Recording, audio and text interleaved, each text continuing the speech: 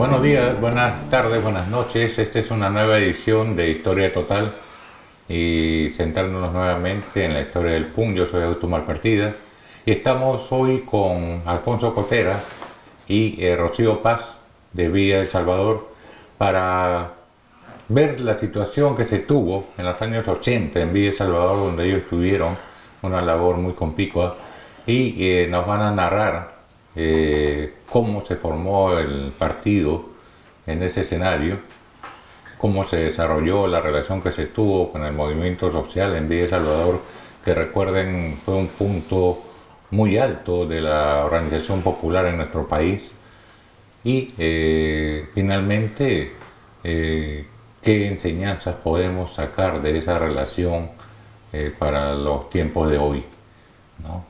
Muchas gracias por haber venido, Rocío. Bienvenida. Augusto, gracias por la invitación. Alfonso, muchas gracias por estar acá. A ti, ¿No? Augusto. Bueno, empezamos. ¿Cuándo se forma el Partido Unificado Marateísta en Villa El Salvador? A ver, podríamos hablar de los antecedentes de la formación del Partido Unificado Marateísta. ¿Sabes? Villa El Salvador nace el 71 y rápidamente, en un mes, de 150 pobladores que habían tomado la invasión En Pamplona. en Pamplona Alta, ¿no? Terminamos en el Arenal siendo en un mes 200.000 habitantes. Es decir, hubo un llamado del gobierno en ese entonces de Velasco, gobierno reformista, para que la gente que no tuviera un techo, un lugar donde vivir, pudiera venir a Villa El Salvador, ¿no? Entonces, de todas partes del país llegaron a Villa El Salvador, a los Arenales. Entonces, políticamente, digamos, la influencia que se tuvo de este encuentro de todas las sangres, estaban de todas las partes del país, había un nivel de, digamos, de tres vertientes que aportaron a la construcción de la organización de todo Villa El Salvador, que luego se tradujo en la CUAVES, la Comunidad Urbana Autogestionaria de Villa El Salvador. Eso fue ya en el 73, del 71 al 73 fue la gesta de esa organización, ¿no? Una vertiente, obviamente, era el sindicalismo, ¿no? En ese momento los que tomaron las tierras en Pamplona eran, pues, obreros, ¿no? Estaban en las organizaciones sindicales, ese nivel de participación. Además, cuando llegan a Villa y se tiene que formar las escuelas y todo, también, ¿no? Los sindicalistas maestros estaban ahí presentes. Entonces, el movimiento sindical, digamos, tuvo su aporte en ese. Otra vertiente importante ha sido la iglesia, ¿no? O sea, estábamos al influjo de la teología de la liberación, las comunidades de base. Rocío es parte de esa experiencia y la contará, ¿no? Entonces, esa es otra de las vertientes. Y una tercera, podríamos decir, los militantes políticos que o estaban en uno u otro lugar o simplemente eran pobladores que vinieron, ¿no? Y estaban ahí, pero militaban en alguna organización de la izquierda. Diríamos, mayoritariamente había presencia, pues, de la izquierda, nueva izquierda que surge en los 60, ¿no?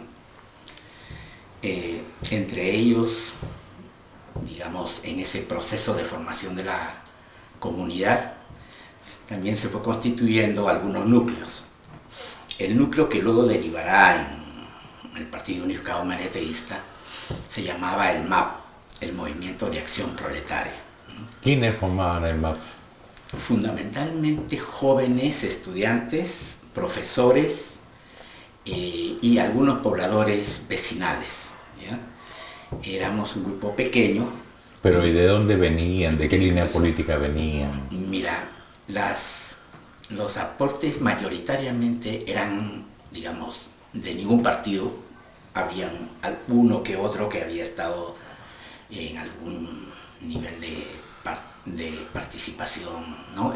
Política institucional. Pero, digamos, había compromisos, sí, con lo que es la política de todos estos sectores. Por ejemplo, el secretario general era Ronald Gibbons, ¿no? Un sindicalista. ¿no? Estaban pobladores, dirigentes vecinales como... El MAP era una Alberto. fuerza local. Era una fuerza pequeña, local en Villa, pero también había en Cañete, estaban en otros lugares del país, pero núcleos pequeños, ¿no? La apuesta del MAP en ese momento era constituirnos, no un partido, porque sabíamos, ¿no?, de las debilidades aún de un proceso embrionario. Entonces nos llamábamos núcleo político. Y es más, le agregamos un elemento que creo que es valioso para ahora repensar la política, ¿no? Es decir, le llamamos que éramos un núcleo humano, principalmente humano, de dirección política.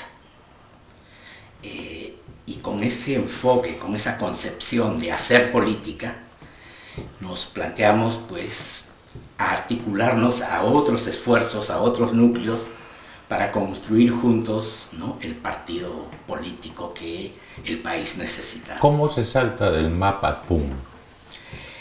En el MAP logramos, con esta apuesta, ¿no?, que teníamos, logramos dialogar con los partidos hermanos en ese momento: Vanguardia Revolucionaria, el Movimiento de Izquierda Revolucionaria, el Partido Comunista Revolucionario, ¿no? Veíamos en estas tres organizaciones, digamos, potencialmente no solo aliados, sino, digamos, podíamos confluir en eso. Apostamos por eso, ¿no? Pero claro, cada uno estaba también en su lógica propia, cada organización. Y en este diálogo acordamos en el MAP integrarnos a alguno de ellos. Ahí es donde el MAP se divide, porque algunos prefieren adherirse al MIR, al Movimiento de Izquierda Revolucionaria, los compañeros que estaban en Cusco, en el Agustino, ¿no? Y más bien todos los de Villa El Salvador decidimos integrarnos a Vanguardia Revolucionaria, algunos de Cañete, en fin, núcleos otros también, ¿no? Y ahí dialogamos para esa integración. Nuestro diálogo fue con Edmundo Murrugarra, con Javier Díaz Canseco, ¿no? Y ya nos incorporamos a Vanguardia Revolucionaria. Y es con Vanguardia Revolucionaria que impulsamos, ¿no?, ya el proceso del PUM. ¿Tú en qué vertiente estabas, Rocío? Lo que pasa es que yo era de la parroquia. Yo entré muy joven a la parroquia, era animadora de catequesis familiar, pero también en el colegio la hermana que me enseñaba religión me invitó a ser parte de un grupo juvenil en la parroquia. Ese grupo juvenil apoya mucho en el 78-79 la huelga de los maestros, ¿no? Ahí armamos una organización de estudiantes que apoyaban a los maestros. Nos íbamos a los mercados a recoger víveres para la olla común. En la noche cantábamos en los colegios apoyando la huelga de maestros y la toma de colegios. Ahí es donde nosotros, varios profesores, sobre todo de historia, nos comienzan a hablar de la política, ¿no? Y él era del PCR. Yeah. Nunca nos invitó al PCR, pero sí nos dijo que era el PCR, que era la izquierda, que era todo eso.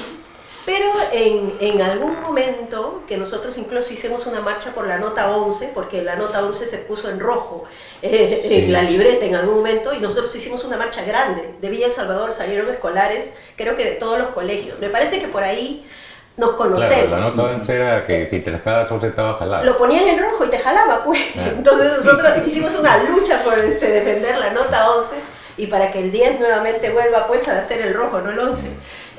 Yo me acuerdo de eso porque ahí fue donde nosotros nos conocimos con compañeros de colegio de la Pachacútec, de Fe y Alegría. Yo pienso que por ahí, bueno, nos conocen y llega un momento en que Pocho me invita a una reunión. Y bueno, en esa reunión, y estamos hablando de, yo estaba todavía estaba en el colegio en el 80, porque yo terminé en el 81. Estaba en el colegio y me invita a algo que se llamaba precélula, ¿no? Entonces ahí con otros compañeros... Era BR. Era Vanguardia Revolucionaria, ¿no? Se reunían en el 10, frente al 10, o creo que en el 10, pues. Sí. Y somos invitados, pero no nos invitaron a sus reuniones, nos invitaron a una precélula que se reunía semanalmente con otros compañeros. Éramos como 8 compañeros, entre ellos Noemí también, que también estaba en la parroquia, y tuvimos como un año de precélula, ¿no? Donde nos mandaban a leer, nos citaban a un grupo, tuvimos que poner un seudónimo, que era como una cosa novedosa, ¿no? Y bueno, a mí nunca me llamaban por mi nombre en el partido, sino por mi seudónimo. Aprendimos algunas tareas políticas. Parte de las tareas políticas tenían que ver con saber cómo estábamos en la relación con los profesores que estaban en la lucha, ¿no? Pero yo creo lo que más me acuerdo es cómo nos mandaban a leer cosas, y con Noemí nos juntábamos porque había muchas cosas que no entendíamos, ¿no? Ahí me interesa la militancia. ¿Y qué se leía en esos tiempos? Bueno, nos mandaban a leer cosas de Mariátegui, de defensa del marxismo, también cosas de educación popular, porque ellos estaban en el Centro de Comunicación Popular y ahí habían desarrollado varios textos, ¿no? Esos eran los tiempos la educación del auge de la popular y la popular, comunicación ¿no? popular. En un momento nos dicen que ya estamos como en capacidad de poder pasar al partido, pero eso fue bastante después, creo que un año completo de hacer tareas, de reunirnos en algunos lugares, de escribir algunas cosas. Yo seguía en la parroquia, tenía 16 años, ¿no? 15 años, 16 años, y decidí aceptar la militancia, ¿no? Porque además, bueno, yo soy la mayor de 10 hermanos, ¿no? Y nosotros vivíamos en una familia extremadamente pobre, ¿no? Entonces, esa idea de formarte como militante de un partido político para ser parte de un proyecto mayor, esa idea de que es el poder popular, el poder de la gente, lo que va a generar esa transformación, y eso es lo que a mí me entusiasmó, ¿no? Yo dije, miércoles, es posible hacer esto, y bueno, en la parroquia nosotros teníamos un grupo juvenil también, el Richari, con el cual salíamos a cantar, salíamos a hacer actividades. Creo que con la parroquia entendí la problemática de otros sectores, como por ejemplo los mineros, porque nosotros como Richari vinimos a San Fernando también para conocer la problemática minera. Claro, de los mineros, porque nosotros cantábamos las canciones de Cazapalca y tal, pero no conocíamos de qué trataba. Entonces el padre dijo, tienen que ir, ahí están, han venido a Lima, y nos íbamos. Entonces eso fue algo que, bueno, nos hizo entender que por ahí era nuestra ruta, ¿no? Entro a Vanguardia, creo que el siguiente año o a los 2 años. ¿En qué año es eso? Yo estoy hablando del 80, pero yo estaba en el colegio, yo estaba en cuarto de secundaria, en el 80, yo terminé 81, en el 82 se da el congreso, pero yo ya tenía como 2 años, un poco más en ese proceso, ¿no? Yo ya militaba, me pusieron en la célula juvenil, ¿no? Y la célula juvenil fue como mi espacio de participación. Veníamos nosotros desde organizaciones juveniles, o sea, me parece que también uno de los temas en la precélula era que todos los participantes de la precélula tenían que pertenecer a alguna organización, o sea, no éramos gente que veníamos porque, bueno, éramos amigos de alguien, ¿no? Pertenecíamos a una organización. Yo venía de la comunidad cristiana y del Richari, ¿no? Y los otros compañeros, por ejemplo, Isaías venía del grupo juvenil 23 de abril, y tenía el vínculo con la organización vecinal, y así cada uno de nosotros, ¿no? Y nosotros en la precélula y luego en la célula juvenil hablábamos, informábamos de nuestra participación en nuestras organizaciones juveniles, ¿no? Y así, bueno, nos conformamos. Luego ya yo me entero que no solamente éramos los jóvenes, porque yo pensaba que era solamente un grupo, el partido de jóvenes, no, pues porque había célula vecinal, célula, bueno, después ya la célula municipal, pero eso fue después cuando tuvimos el municipio, ahí todavía no había municipio, la célula de mujeres, ¿no? Luego la célula de los pequeños industriales, en realidad era la célula de cultura, ¿no? También, o sea, era pues como 16 células creo había, ¿no? O sea, sí, era una cosa inmensa. Se construía partido en función del proceso de organización que se daba en la comunidad, ¿no? y el cual desde el partido se animaba. Entonces, la apuesta, por ejemplo, de la CUAVES es un proyecto político. Sí, ¿cuál es la relación del partido con la CUAVES o cómo mira el partido la CUAVES? ¿Cómo empieza a trabajar? Claro, ya la población que se empieza a organizar con apoyo del Estado, SINAMOS viene, ¿no? Y hace capacitaciones y talleres y todo, ¿no? Entonces se produce a los 2 años esta discusión para construir el espacio organizativo de esa comunidad. Hay una apuesta porque sea una cooperativa de vivienda, ¿no? Había una influencia de algunos apristas, pero no orgánica, algunos, pero también del lado de la izquierda, ¿no? El cooperativismo estaba en la mente como una posibilidad. Pero luego de las discusiones dijo, no, hagamos algo distinto, diferente, ¿no? Una comunidad que sea urbana y autogestionaria. Y ahí es donde nace la CUAVES. ¿En qué año estamos? 73. En el año 73, entonces, nace la CUAVES, hay una presencia fuerte del velasquismo, ¿no? Porque claro, el gobierno de Velasco estuvo animando el proceso también, ¿no? Claro. Y nuestro debate con los velasquistas era eso, por la autonomía de la comunidad urbana autogestionaria, que no dependa del gobierno. Claro, porque lo de SINAMOS, por ejemplo, era una cuestión bastante vertical, desde arriba. Exacto, ¿no? exacto. Entonces, el proyecto político que nosotros enarbolamos de gobierno popular, democrático, ¿no? Tenía que ser desde la propia organización y debería pelear por su autonomía. Es una lucha de los 70, ¿no? De la autonomía sindical, de la autonomía organizativa. Entonces, en esa apuesta es que debatíamos con los velasquistas, con los de Patria Roja, que eran las organizaciones políticas, digamos, con mayor presencia, ¿no? Los del Partido Comunista estaban, pero eran pequeños, no tenían gran influencia desde la izquierda. Y la derecha, Acción Popular, no aparecía, ¿no? El APRA, muy disminuido, no tenía... Nunca ganó una elección en la comunidad. No. Entonces, la hegemonía en la organización, digamos, vecinal, ¿no? Urbana popular, era de la izquierda. Y ahí el tema era el proyecto. ¿Qué proyecto tienes de izquierda? Pero ¿qué fuerzas de izquierda era la que tenían predominancia? Como te digo, por un lado los velasquistas, que en la primera etapa de la CUAVES la dirigieron, tenían la mayoría, tenían apoyo de SINAMOS, ¿no? Claro, Todo el aparato estatal. Para eso estaban los de Patria Roja, que luego sustituyeron a esa directiva, ¿no? Y luego entramos nosotros, ¿no? En la tercera, Cuando dices nosotros, en estos años, ¿a quiénes te refieres? El MAP con Vanguardia Revolucionaria, Ya. ¿no? Y como tales, ya empezamos a articular lo que se llamó también la UDP, la Unidad Democrática Popular, con el MIR, con el... Que de alguna manera es el predecesor del PUM, ¿no? La UDP es la antesala al PUM, ¿no? Que surge como una necesidad en el año 77 con la huelga el paro nacional de julio del 19. Pero en ese previo, entre los 70 hasta antes del paro, digamos, las discusiones políticas de qué proyecto es lo que necesita la comunidad y el país, ¿no? Era esta discusión que se prolongó luego de una apuesta por un gobierno popular, revolucionario, democrático, asentado en las organizaciones sociales.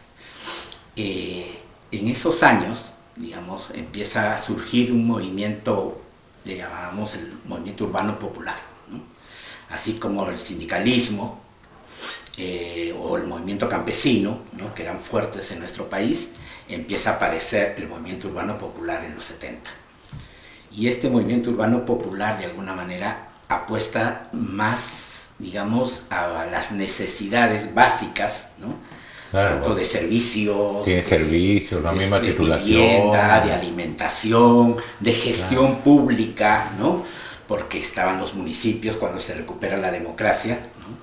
Claro, ya estamos en los 80, ¿no? Entre los 77 del paro nacional al 80, ¿no? Todo un enfrentamiento con una dictadura que ya era de derecha, ya no estaba Velasco, estaba Morales. Ahí es bueno detenernos. Estamos en los 70 en un proceso muy convulso en el país, de diversas huelgas, diversas luchas, de diversos sectores Con además. una dictadura además, ¿no? Con una dictadura, pero que todo eso logra articularse con un solo sombrero, que es abajo la dictadura, ¿no? ¿No? Eso es lo que articula finalmente diversas luchas de diversos sectores, ¿no? Así es. Y que logra democratizar de alguna forma el país, Así ¿no? es. O sea, los municipios, por ejemplo, que tú señalas, no vinieron del aire, ¿no? No, Fueron una conquista de estos sectores. Se todo recuperó el con la país. democracia en los 80. Ahora, previo a los 80, eran las organizaciones sociales, ¿no? Y el Estado a través del gobierno central. Además, en una dictadura no había parlamento, no había nada, ¿no? Nada. Entonces era esa la relación, ¿no? ¿Y cómo se encuentra el PUN con la CUAVES? O sea, ustedes me dicen, esto viene desde Vanguardia, el MAP, ¿no? Exacto. ¿Ya? Pero en algún momento se forma el PUN, ¿no? Y continúa su trabajo en CUAVES, en la Comunidad Urbana Autogestionaria, ¿verdad? Claro, Así nosotros participamos del proceso de confluencia desde lo que éramos en Villa El Salvador, ¿no? Pero nuestra vida orgánica, o sea, continuaba como tal, pues, ¿no? Y los compañeros que estaban en lo vecinal eran compañeros que continuaron en esa ruta, esta vez ya como fuerza política, como PUM, y luego como Izquierda Unida en esa construcción, ¿no? Y ahí, bueno, en el espacio vecinal se tomaba decisiones respecto a cuál era la ruta en la CUAVES. Y yo creo que en la CUAVES ahí lo que se estaba debatiendo era justamente cuánto de autonomía tenía la organización y cómo ya en los 80 mirábamos ya no solamente a la organización vecinal, sino a todo lo que había ido surgiendo en Villa El Salvador como movimiento social. Porque ya comienza, había un movimiento juvenil importante en Villa El Salvador, pero un movimiento de mujeres también ¿no? Importante. La federación todo lo que era los vecinos que hacían sus talleres y tal, se juntan en torno a la lucha por el parque industrial y todo lo que eso significa. Y el PUM expresaba orgánicamente eso, pero su debate justamente era cómo se resolvía eso, ¿no? Yo creo que ahí... Pero se llega al PUM del proceso previo. Yo les hablaba de este gran movimiento, ¿no? Urbano popular, que surge en esos años, en los 70, ¿no? En varios lugares empieza la organización vecinal a tener un peso político. Se forma Canto Grande, está el Agustino, San Martín de Porras, la margen izquierda, en fin, todo este sector. Pero ninguno con las características de Villa, ¿verdad? Ninguno con las características, ¿no? Porque, claro, fue un proyecto especial, ¿no? O sea, se hizo desde cero, ¿no? Pero también se habla ahí de la Federación de Pueblos Jóvenes, ¿no? Como una instancia, pero precisamente, por ejemplo, en términos políticos, la CUAVES, por influencia en ese momento de los velasquistas, apuestan por un lema que dice, porque no tenemos nada, lo haremos todo, ¿no? Y nuestro debate con ese lema era, ¿y el Estado? O sea, ¿lo vamos a hacer solo nosotros los pobladores, solo nosotros las organizaciones? ¿Y cuál es la responsabilidad del Estado? Desde nuestra propuesta de política, ¿no? Era construir, ¿no? También poder, no solo de la organización aislada, de la CUAVES, porque en ese momento, como bien dices, tenía una característica especial, pero nosotros apostábamos porque no seamos una isla autogestionaria en el mundo capitalista. Y necesitábamos articularnos con los otros hermanos, compañeros, ¿no? Del movimiento urbano popular, pero también de sindical campesino, ¿no? Para plantear un proyecto más integral de respuesta a la dictadura en ese momento, ¿no? Y esa apuesta es que nos lleva a organizar en el movimiento urbano popular la FEDEJU, la Federación de Pueblos Jóvenes y Organizaciones Populares. y desde un impulso desde Villa Salvador obviamente le damos la dinámica, la fuerza, ¿no? Y hemos tenido capacidad también de entender de que no todos los procesos que uno impulsa tienes que, digamos, encabezarlos, ¿no?, formalmente, sino a pesar de que Villa Salvador impulsó todo eso, dijimos no, el agustino asuma la conducción, ¿no? Y era de otro partido, ¿no? O sea, no era de Vanguardia, era del MIR. Ya. Pero lo más importante era el movimiento urbano popular, no esta pelea por el control, ¿no? Tuvo su momento fuerte con la FEDEHUB, ¿no? Claro, entonces la FEDEHUB se constituyó así, estuvimos ahí presentes con los dirigentes vecinales nuestros, Julio Calle, Roger Mouro, ¿no?, en ese proceso. Eso es los 78, 79, ¿no? Y ya empieza a haber el debate más fuerte todavía, porque los velasquistas se quedaron con el proyecto autogestionario, ¿no?, en esa idea, y que todo pasaba por la Cuaves, ¿no? Yeah. Y nosotros estábamos planteando que no, pues la vida es otra, ¿no? La dinámica ya se había dado, ¿no?, el movimiento vecinal, ya nos habíamos articulado con otros. Las organizaciones juveniles empezaron a surgir por impulso también del Centro de Comunicación Popular y de las comunidades cristianas. Desde el 74 al 78 ya era un movimiento, ¿no? Y las mujeres igual, porque con las necesidades, ¿no?, básicas, elementales, empezaron a formar los clubes de mujeres, ¿no?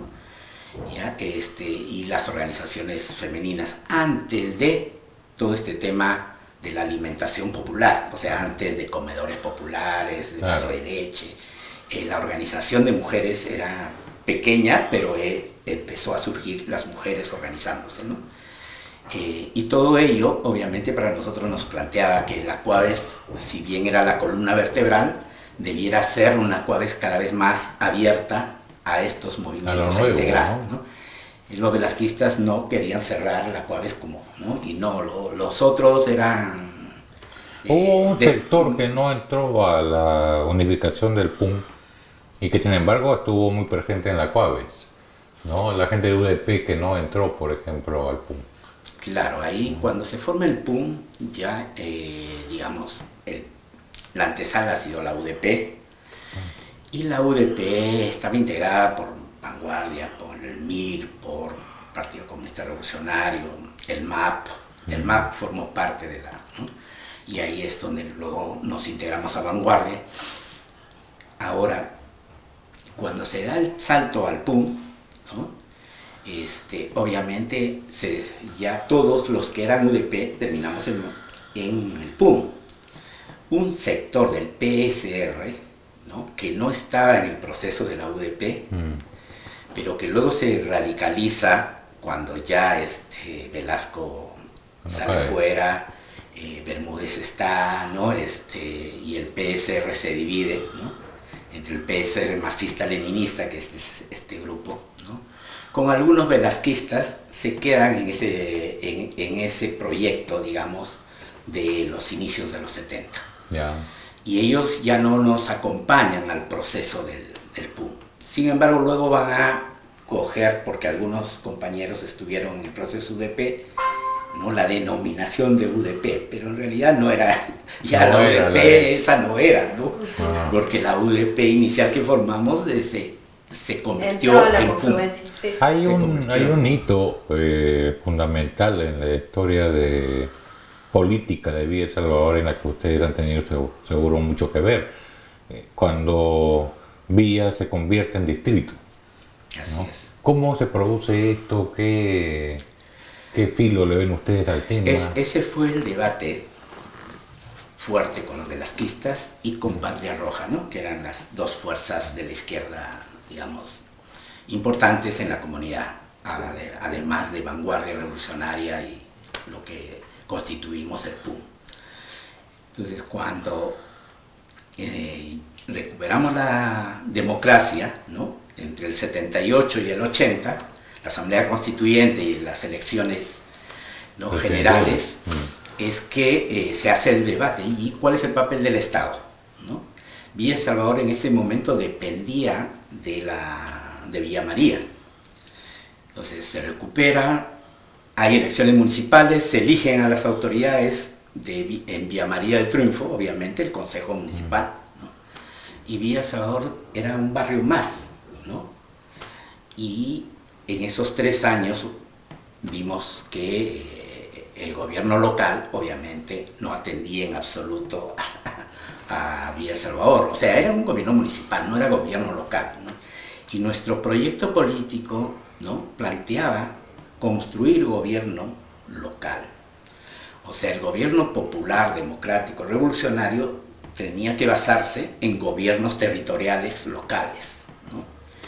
Y estos gobiernos territoriales locales tendrían un fuerte componente en la organización social. Por eso la CUAVES era importante para el gobierno local. El movimiento de mujeres, la Federación de Mujeres, la Federación de Folcloristas, la Federación de Mercados, la Asociación de Pequeños y Medianos Productores Industriales, ¿no? El Parque Industrial, el movimiento cultural, artístico, todos teatro, ellos querían todos esos Villa El sectores. Salvador distrito. Todo este movimiento se constituye luego en una comisión para buscar la distritalización. Los únicos que se oponían eran los velasquistas, ¿no?, que se quedaron 10 años atrás, ¿no? Entonces, pero todo el resto no. También es cierto que se oponía en primer momento, Patria Roja también se oponía, porque claro, ellos no entran a las elecciones municipales, ¿no? Claro. Ellos, bueno, de hecho ellos también boicotearon ¿no? boicotearon las constituyentes, ¿te acuerdas? Claro. ¿No? Y entonces, ¿cuál es el sustento ideológico de ese proceso? Nosotros éramos de izquierda, marxistas-leninistas, ¿no? Pero con una influencia muy fuerte, gramsciana, mariateísta, ¿no? Entonces, nuestra apuesta era construir la hegemonía social, ¿no? No era asaltar el poder, ¿no? Era construir poder con hegemonía social. Claro, en la disputa cultural, ¿verdad? Y la lucha en la hegemonía. Por eso es que nuestro trabajo en comunicación popular, educación popular, ¿no?, era fundamental, articulado a la organización social. Y construíamos partido a partir del movimiento, no que eran militantes al margen del movimiento, no, claro. Como explica Rocío, ¿no?, se ¿tú incorpora a ese proceso. cómo viste el proceso de municipalización de Villa El Salvador? Bueno, nosotros entramos a ese debate de bueno, ¿qué pasa con Villa El Salvador? Dependiendo de un municipio que no nos conoce, no nos atiende, no respeta nuestras organizaciones, ¿no? Porque ¿y qué población tenía en ese momento Villa El Salvador? Bueno, Villa El Salvador tenía, yo creo que un buen porcentaje de gente joven, ¿no? De gente joven en Villa El Salvador. 300.000 habitantes. Eran, sí, por lo menos 300.000 habitantes en ese tiempo. Era una barbaridad. Y además una comunidad de líderes, pues, ¿no? O sea, no era... Era una comunidad que tenía liderazgos. La configuración misma de Villa nos permitía tener organizaciones desde la manzana, ¿no? Y estos liderazgos debatían no solamente los problemas ya de cómo tenemos el agua, cómo tenemos la luz, cómo tenemos que hasta ese momento, que estamos hablando de los 80, día, ¿no? Ya más o menos lo habíamos superado a Tablada del Lurín, que llevaba más de 30 años que nosotros como pueblo, y que todavía no tenía resueltos estos problemas. Pero también debatíamos nuestra independización de Villa María del Triunfo, y creo que eso fue un debate rico, ¿no? ¿Por qué nosotros deberíamos tener un gobierno que además dialogue con la organización, ¿no?, y que responda a el proceso organizativo de Villa El Salvador? Y por eso esta ordenanza, que se dice que al final termina siendo más una apuesta, ¿no? Ley comunal, ley municipal, que es una apuesta de ese gobierno local, que es además dirigido por el PUM, para poder poner en la agenda municipal es en la agenda comunal, o sea, la agenda de la CUAVES, la agenda de todos los sectores que ¿Cuál es la existían. relación de la CUAVES con el municipio en esos años orales, por decirlo así? A mí me parece que fue una relación de diálogo, pero también de disputa, ¿no? O sea, habían dirigentes que se querían confrontar con el municipio como el poder estatal, pero habían otros que entendían que era posible poner la agenda comunal en el Consejo Municipal, ¿no? Creo que nosotros, como partido, como fuerza política, y por lo menos nosotros desde el lado de la juventud, fuimos construyendo una agenda juvenil que sea posible ser incorporada al proyecto integral de desarrollo de Villa El Salvador. Porque este municipio venía no con con una agenda desconocida, sino que era un proceso de construcción de un plan integral de desarrollo de Villa, donde cada uno de los actores éramos parte. La juventud era parte, lo cultural era parte, pero también la parte urbana, también las mujeres, también cada uno. Y me parece que desde la comunidad, o sea, buscábamos que ese municipio represente y asuma ese plan integral de desarrollo, ¿no? Y creo que ese diálogo es el que se da desde la comunidad organizada, y ahí yo no te puedo decir la CUAVES, porque sí, en ese momento entendíamos nosotros que había una disputa que se expresaba justamente en dirigentes que no querían dialogar con el municipio desde el comienzo, ¿no? Desde el comienzo. Pero como el PUM estaba en la conducción de la CUAVES ya en ese año, ¿no? Se logró incorporar dentro del proyecto político grande de construcción de poder popular. Es decir, el Estado debiera ser parte de ese proceso de construcción, ¿no?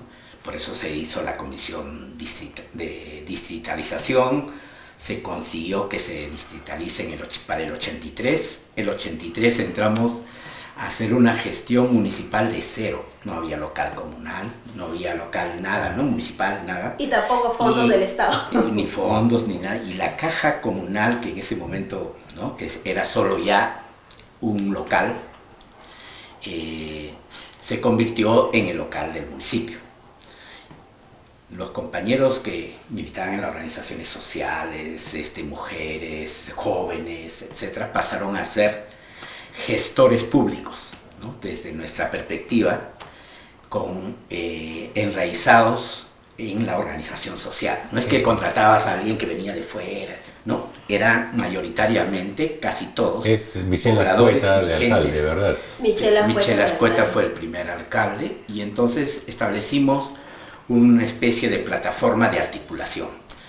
El lema empezó con esto: ley comunal, ley municipal. O sea, vamos a respetar las decisiones de la comunidad para hacer la gestión municipal.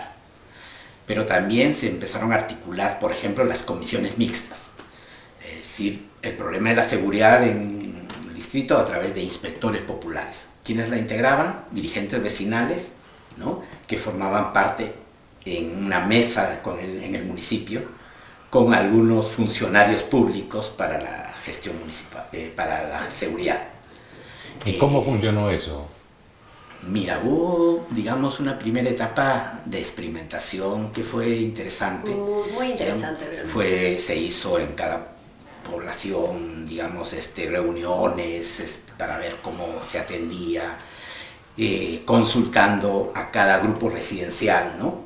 O sea, eran, pues, digamos, ¿cuántos? 60 y tantas reuniones de asambleas por grupo, ¿no? Con los inspectores bajando ahí. Pero ya teníamos la experiencia desde la CUAVES también en el manejo de la salud. El tema es la seguridad, el otro tema era la salud, ¿no? Entonces, la salud también empezamos a trabajar las comisiones de salud, ¿no? Los comités, es más, en los locales de cada grupo residencial se habían construido para postas de salud, para guarderías. Entonces, el tema de educación también, ¿no? Pero lo interesante ahí en el tema de salud, disculpa, es que ahí el Consejo de Salud de la CUAVES, ¿no? El municipio y se convoca a el sector salud, pues, ¿no? Al sector salud para armar un plan único de salud. Plan integral. Y el plan integral que tenía que como tema el tema de salud, y el municipio asumía además la demanda de fondos del Estado junto con el sector salud y junto con la comunidad para implementar, porque todavía en ese momento no teníamos ni tantas postas médicas, ni tantos médicos, ni tanto personal para atender Villa, y creo que ese plan único de salud funcionó bastante bien. Y en momentos de críticos que ya fueron posteriores, por ejemplo en el tiempo de cólera, eso fue un ejemplo, ¿no? para Lima, para el país también. En los 90 ya, ¿no? Claro, ya estamos hablando de tiempo después, pero se gesta en esta idea de poder articularnos, ¿no? O sea, y el Estado municipio, el Estado local, no era ajeno a lo que había ido construyendo la comunidad, ¿no? Bueno, ya luego se divorcia. Y en el tema de empleo, el tema económico, igual, ¿no? Se articula lo que existe, es decir, gente que se generaba después de los despidos del paro del 77, claro. Mucha gente se quedó sin trabajo, ¿no? Y se gestaron entonces sus propios autoempleo, ¿no? Sus talleres en sus casas, tiendas, ambulantes, etcétera, etcétera, ¿no? Entonces, con los talleristas, con los pequeños industriales, articulamos lo que es la Asociación, ¿no?, de Pequeños Industriales. APEMIBES. APIAVES, que después fue APEMIBES ya. APIAVES, sí. Entonces, con ellos trabajamos todo el proyecto del parque industrial, ¿no? Entonces, el parque industrial en la práctica fue una toma de tierra en concertación el Estado, el gobierno local, el municipio, con la COAVES y con los APEMIBES. Yeah. Porque el gobierno central en ese momento había dejado que ese terreno se quede ahí, ¿no?, desde el proyecto inicial de los 71, y hay algunos ya estaban tomando para vivienda, para hacer por fuera, ¿no? Entonces se tomó un acuerdo entre las organizaciones y se tomó el parque, y se obligó al gobierno de Alan García para que firme, ¿no?, y traslade ese terreno a gestión municipal con la COAVES, con la APEMIBES, ¿no? Y ahí se forma el parque industrial, todo desde esta lógica de construir por el popular, es decir, cooperación, solidaridad, apoyo mutuo, ¿no? Entonces, por ejemplo, el sector calzado, el sector metalúrgico, etcétera, ¿no?, se construyen así con espacios donde los instrumentos que van a usar, ¿no?, unos y otros productores se comparten. Pero, a ver, hay un momento en que Villa El Salvador se convierte en un espacio en que entra Sendero a disputar, en los peores términos en realidad, ¿no? Asesinando gente, María Elena, por ejemplo, ¿no? Pero no es el único caso, ¿no? Confrontando con la organización vecinal, popular en general. ¿Cómo vivieron ustedes ese periodo? Creo que la evidencia de la presencia de Sendero se da desde el año 86 en Villa. 83 hay algo que pasa, pero luego 86, ¿no?, que hay una presencia de propaganda armada, que le llaman, ¿no?, que ya comienzan a llegar a los mercados, comienzan a disparar volantes, comienzan a hacer disparos. Digo disparar volantes porque los ponían ahí, no sé qué cosa sonaba y ¡fum!, salía como explotaba, ¿no? Claro. Y hay una presencia, comienzan a ver también algunas ejecuciones, ¿no? En el primer sector, por ejemplo, matan a un obrero, pero que era una deuda, un problema, porque le ponen encima un cartel de soplón, que el obrero, algo había pasado en su fábrica, ¿no?, pero lo matan en Villa El Salvador. Y así desde ese tiempo hasta la muerte de María Elena y posterior, hay muchos vecinos que son prácticamente acosados o asesinados o perseguidos por Sendero Luminoso. Y te digo porque ahí está la Cuántica, la Academia La Cuántica, que era un grupo juvenil que hace una academia, y en esa academia hay profesores de la César Vallejo, ¿no? Y lo ponen como una especie de célula senderista, ¿no? Y comienzan a acosar a los estudiantes para que sean parte, ¿no? Nosotros éramos parte de la construcción de la cuántica, ¿no? Y lo vemos como problema en el partido, ¿no? Y decimos, ¿qué pasa? O sea, están yendo a sus casas, están persiguiéndolos, están, o sea, queriéndolos ¿Y qué hace el PUM captar. en esa situación? El PUM tiene un papel importante ahí. Claro, desde el 80 que Sendero irrumpe, no tiene posibilidades de tener ninguna presencia en Villa El Salvador, ¿no? Política me refiero, ¿no? Que podían haber algunos que, digamos, simpatizaban con ellos tal vez, pero ninguna presencia política hasta ese año que menciona Rocío, 86, 87. ¿Qué permite el ingreso de Sendero? Permite la división de la izquierda, la debilidad. El PUM, con todo este proyecto, ¿no? Hegemónico, político, que respetaba las decisiones de la gente, genera toda una dinámica muy importante de identidad también, ¿no? Territorial. O sea, ahora, lo que pasa es que el PUM se divide, ¿no? El 88, ¿no? Segundo congreso del PUM. En el segundo congreso del PUM. Y un buen sector del PUM de Villa Salvador, ¿no? Con Michelle a la cabeza, se salen del PUM. No, Villa Salvador es un desastre porque se va todo el comité local, todos los responsables políticos, menos de la juventud, y se queda la base, que era la gran mayoría, pero ellos se van y nos dejan descabezados. Izquierda Unida también se divide en ese año, pero previo al 88, en el 87 impulsamos en Villa El Salvador la Asamblea Nacional Popular, ¿no? Que es un esfuerzo de todas las organizaciones sociales, ¿no?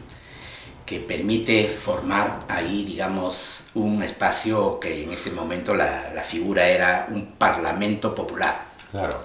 Ese parlamento popular se dio en Villa El Salvador 3 Pero días. Alberto Sánchez a la 3 sazón días. premier le decía, quieren armar un soviet. Exacto, exacto. Y entonces, ¿qué pasó? Ahí todavía las fuerzas políticas, ahí estaba el PUM, ¿no? Y las fuerzas políticas apostando por un proceso así.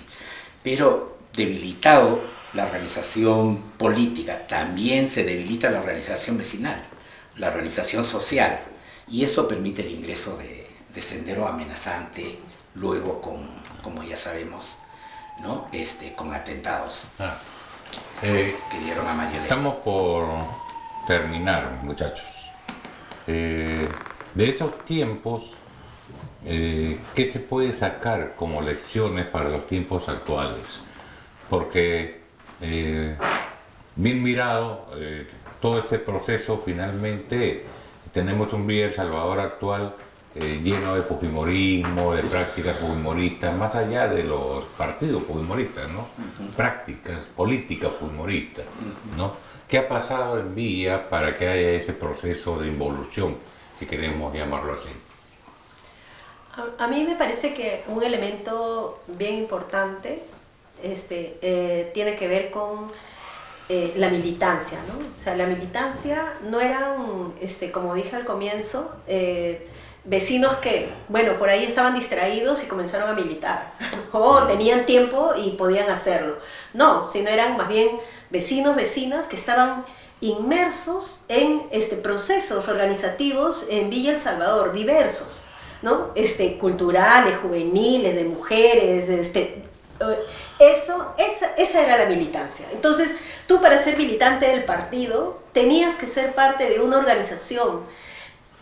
Ese creo que es un primer elemento. Un segundo elemento es que teníamos una ruta, o sea, política, ¿no? Porque creíamos en la transformación, en el poder popular, pero también teníamos un plan, el Plan Integral de Desarrollo que se expresa luego en ese nombre, pero que desde el comienzo tenía que ver con una mirada integral, antes de que exista como plan integral de Villa. O sea, nos desarrollamos en todos los aspectos, ¿no? Y generamos condiciones para poder ser parte de esta transformación social, de este cambio. A partir de lo que dices, ¿no? Yo siento que en esos años había una entidad política en Villa El Salvador, muy fuerte, ¿no? Por lo que ustedes han descrito, de izquierdas, de cambio, de transformación, de organización popular, ¿no? Hoy día no hay. Hoy día no hay entidades políticas claras en Villa El Salvador. ¿no? Hay una mazamorra de intereses políticos que nos llevan a que los partidos negocio hagan de los municipios su feudo, ¿verdad? El drama político que vive Villa El Salvador lo vive todo el país, ¿no? El principal es ese divorcio del quehacer político de la organización social. Entonces, ahora hay partidos, cualquier vientres de alquiler. Y claro, con tu poco de plata armas tu partido. ¿Listo? Así es. En esa época construimos el PUM, ¿no? En función del movimiento social y popular. Y las decisiones se tomaban en diálogo con estos sectores, ¿no? Y la gestión política, el proyecto de gestión de poder popular, todas estas decisiones fueron incorporándose desde una perspectiva, digamos, de autogobierno, ¿no? Autogestión, recuperando lo de la COAVES, pero también de autonomía política respecto a los poderes, ¿no? Entonces, era construir poder con capacidad de gestión pública. Hoy no, la gestión pública está, pues, digamos, el municipio capturado por una familia, ¿no? Corrompido algunos dirigentes que han logrado canalizar, ¿no? Y al margen de las necesidades de la gente. Entonces, yo creo que el reto que hoy tenemos se expresa en Villa claramente, ¿no? En recuperar esta relación de la política con la realidad social.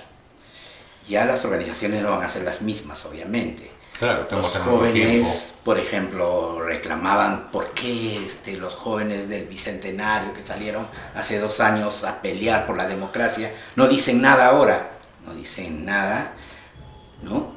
Yo creo que ellos están a la espera, ellos están diciendo, pero claro, no van a salir a apoyar pues al Congreso ni al Ejecutivo en estas condiciones, sin obviamente, duda, ¿no? Y entonces yo sí tengo esperanzas de que eso suceda, ¿no? Será de manera diferente, por lo tanto el reto de los militantes políticos y algunas organizaciones que existen es repensar la política en función a la dinámica actual y a las necesidades actuales, ¿no? De la sociedad. Yo comparto ese tema, pero también incorporo un elemento. O sea, me parece que en los 70, en los 80, parte de los 90, respondíamos a demandas y a una lectura del país, del mundo y de Villa El Salvador, que desde el 90 en adelante comienza a cambiar de manera tan rápida, ¿no? Que junto con la tecnología, junto con los avances científicos y todo lo demás, o sea, en este caso la izquierda y nuestro partido se va quedando rezagado. Ya en el 95, yo por ahí estaba revisando documentos, decíamos que tenemos que encontrarnos con el movimiento, porque ya nos estábamos distanciando del movimiento, ¿no? Había un conjunto de cosas que estaban pasando que nosotros no lo teníamos claro, y llegamos a esta etapa donde, bueno, si seguimos pensando igual, todo este mundo ha caminado siglos luz de lo que nosotros como líderes políticos y como constructores, ¿no? De un proceso de transformación y justicia social estamos. O sea, me parece que hemos caminado demasiado lento, no hemos podido ubicarnos y poder contactarnos con ese conjunto de cambios. Y existe pues una agenda que tiene que ser parte de un proceso nuestro, de esta izquierda que ya no es pues de los partidos, sino que es un movimiento de transformación que sigue pensando en la justicia social, pero que tiene que incorporar el cambio climático, que tiene que incorporar el conjunto, actuales, ¿no? Exacto, el conjunto de realidades que son esa lectura que creo que ha hecho que nos quedemos así, rezagados, y que tenemos que repensarla, ¿no? Para poder hacerlo. Sin duda, sí. Sin duda. Muchas gracias. Nos hace falta ese encuentro. Y hay mucho más que decir, obviamente. Sí, nos hemos quedado en la primera etapa. Sí. Necesitamos otro encuentro para discutir estas cosas tan importantes y necesarias. Yo les agradezco mucho, Rocío, Alfonso. Gracias por estar acá, ¿no? Gracias a ustedes. Bueno, con eso llegamos a la parte final de Historia Total en la edición de hoy, ¿no? Continuaremos el próximo domingo a las 10 de la mañana como siempre. Recuerden sus aportes, en la pantalla aparecen los QR para su aporte, los números de cuenta y tratemos de sostener programas de estas características porque sin duda hay que recuperar la memoria de voluntades de cambio es importante en el país, sobre todo en tiempos de crisis como lo que estamos viviendo, ¿no? Buenos días, buenas tardes, buenas noches amigos y amigas.